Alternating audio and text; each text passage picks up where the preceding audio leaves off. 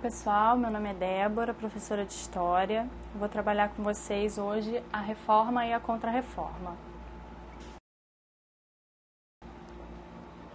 Bem, a gente tem algumas transformações econômicas, culturais e sociais na Europa Ocidental a partir do século XI, que culminaram na Revolução Espiritual do século XVI, que a gente pode chamar de Reforma Protestante, que foi um conjunto de contestações à autoridade e ao poder da Igreja de Roma. Bem, mas antes de eclodir a Reforma Protestante, a gente já tem inúmeras manifestações de insatisfação que ainda não haviam se caracterizado como uma ruptura definitiva com a Igreja.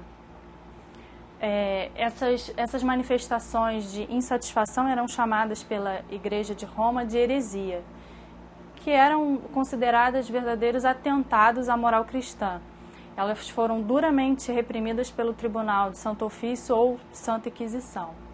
Estas manifestações elas deram uma importante base para os movimentos reformadores do século XVI, que é o que a gente vai ver a seguir.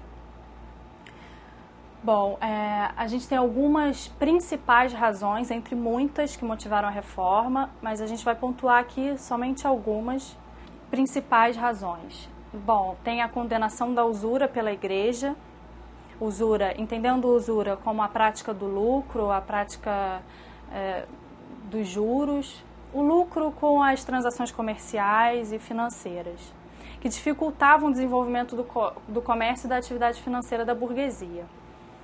Havia outro ponto, outra razão que motivou a reforma era uma enorme distância entre o que a Igreja pregava e o que faziam muitos dos membros do clero, principalmente em relação à riqueza material.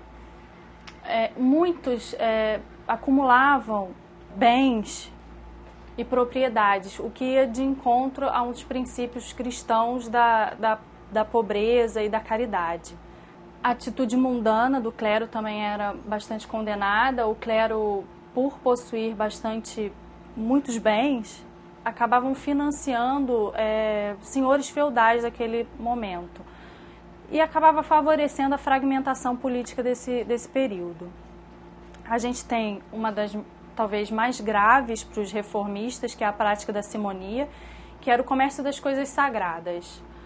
Comércio como a venda de indulgências, que era o perdão, a venda de cargos eclesiásticos e de bens sagrados.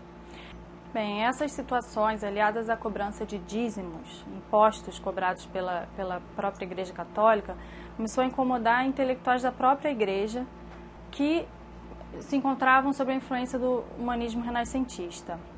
Esses intelectuais eles acusavam a Igreja de cometer abusos e práticas imorais.